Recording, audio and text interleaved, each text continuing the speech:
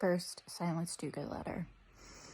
Sir, it may not be improper in the first place to inform your readers that I intend once a fortnight to present them, by the help of this paper, with a short epistle which I presume will add somewhat to their entertainment.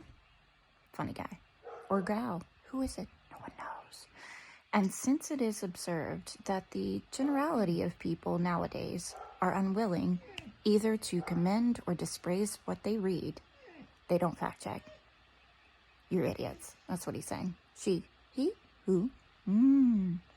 Until they are in some measure informed who or what the author of it is, whether he be poor, rich, old or young, a scholar or a leather apron man, and give their opinion on the performance according to the knowledge which they have of the author's circumstances, it may not be amiss to begin with a short account of my past life and present condition, that the reader may not be at a loss to judge whether or no my lubrications are worth reading. I'd like to slide into your DMs. That's what he's saying. She, who? At the time of my birth, my parents were on shipboard in their way from London to New England. My entrance into this troublesome world was attended with the death of my father, a misfortune, which though I was not then capable of knowing, I shall never be able to forget, for as he, poor man, stood upon the deck rejoicing at my birth, a merciless wave entered the ship and in one moment carried him beyond reprieve. He died. Thus was the first day which I saw, the last that was seen of my father, and thus was my disconsolate mother at once made both a parent and a widow. Sad vision. When we arrived at Boston, which was not long after, I was put to nurse in a country place at a small distance from the town where I went to school, and passed my infancy and childhood in vanity and the idleness until I was bound out apprentice that I might no longer be a charge to my indigent mother, who was put to hard shifts for a living. More sad fishing. My master was a country minister, a pious, good-natured young man, and a bachelor. He labored with all his might to instill virtuous and godly principles into my tender soul, well knowing that it was most suitable time to make deep and lasting impressions on the mind, while it yet untainted with vice, free and unbiased. Nobody to put their own opinions in my head. I'm gonna be brainwashed. Lost my place here.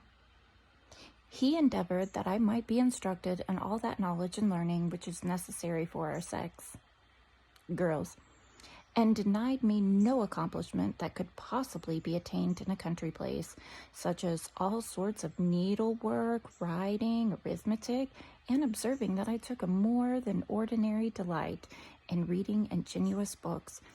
He gave me the free use of his library. How kind! Which, though it was but small, yet it was well chose to inform the understanding rightly and enable the mind to frame great and noble ideas. All right, so they gave her a little bit of freedom. We still don't like them. Before I had lived quite 2 years with this reverend gentleman, my indulgent mother departed this life, leaving me as if it were by myself, having no relation on earth within my knowledge. She's creating quite a soap opera, isn't she, Benjamin Franklin?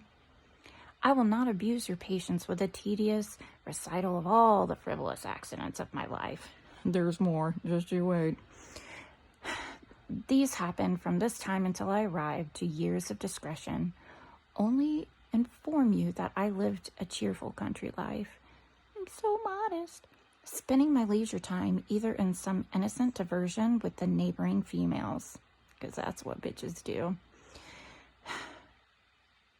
or in some shady retirement with the best of company, books.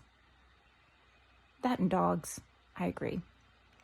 Thus, I passed away the time with a mixture of profit and pleasure.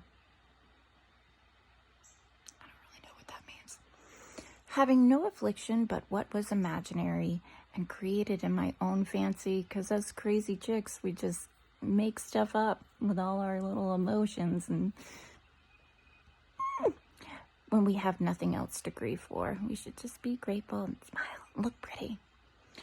As I would not engross too much of your paper at once, you've said this before, lady, speed it up, I will defer the remainder of my story until my next letter. Cliffhanger! In the meantime, desiring your readers to exercise their patience and bear with my humors now and then, because I shall trouble them, but seldom. I am not insensible of the impossibility of pleasing all, but I would not willingly displease any, and for those who take offense, where none is intended, they are beneath the notice of your humble servant. Burn. Silence Dogood.